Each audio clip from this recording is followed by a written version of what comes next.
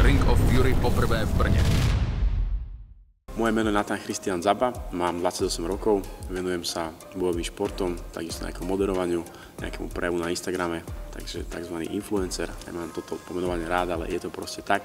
Instagram ma nejakým spôsobom živí a je to časť mojej práce.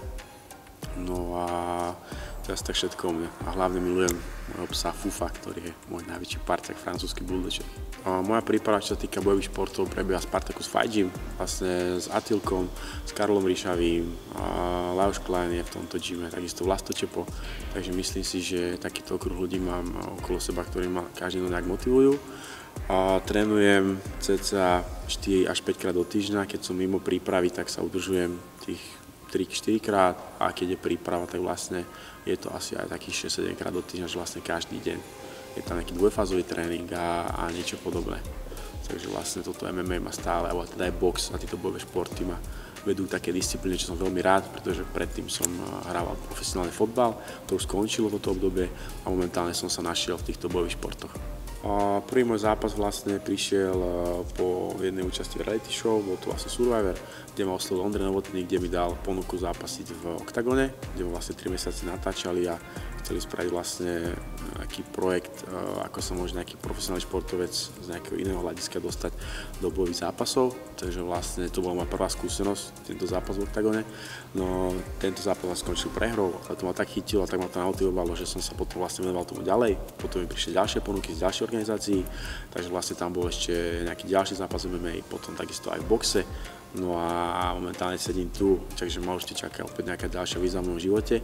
Ale už by som to nenazval tak, že je to vlastne výzva, ale je to súčasť môjho života, kde vlastne nastala tá zmena počas tejto cesty a beriem to ako časť mňa a tieto bojové športy, ktoré ma neskutočne bavia a naplňajú.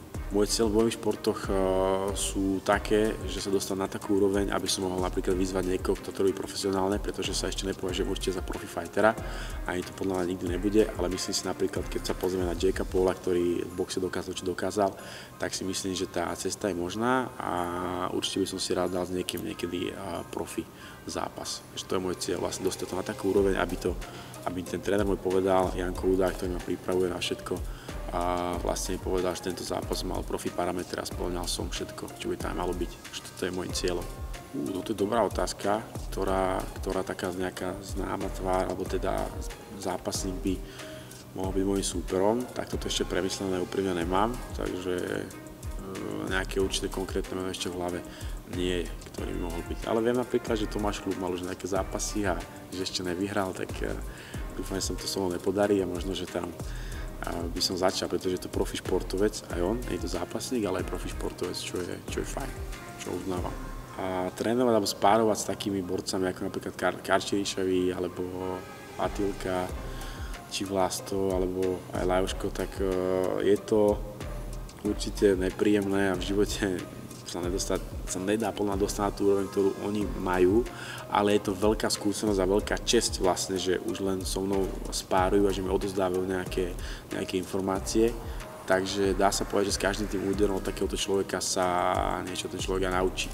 Takže asi tak. Samozrejme tam ešte Roman Paulus, ktorého som nespomenul, a veľa ďalších šikovných fighterov. V súčasnosti najlepší zápasník je pre mňa ten momentálne takom v polodôchodku, ale stále je to Atilka, pretože Attila Vek za mňa dokázal niečo neuveriteľné, keďže bol šampiónom v Bellatore, čo sa nikomu predtým nepodarilo. Vlastne on to takisto dostal na tú scénu, tam, kde to teraz je, takisto aj s Carlosom Vémolom a myslím si, že celkovo aj čo sa týka toho marketingu, aj toho predátu MMA, tak aj zápasov a kvality samozrejme je za mňa Attila.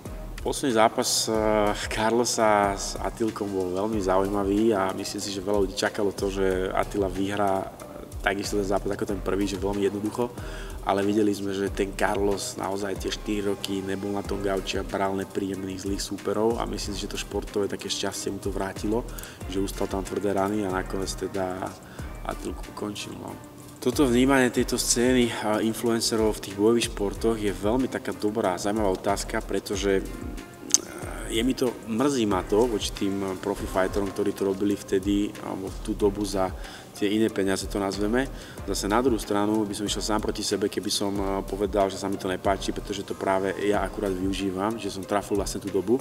Všetko je toto na časovaní, ale myslím si, že zase je dobré, že vlastne títo influenceri, ktorí sú, tak môžu dokázať naozaj, keď to bude niekto zodpovedné, tak môže tým ukázať to, že sa môže vyrovnať tým profíkom, aspoň minimálne v tej príprave, že obetujú tomu naozaj všetko tak, ako tomu obetujú tí profíci.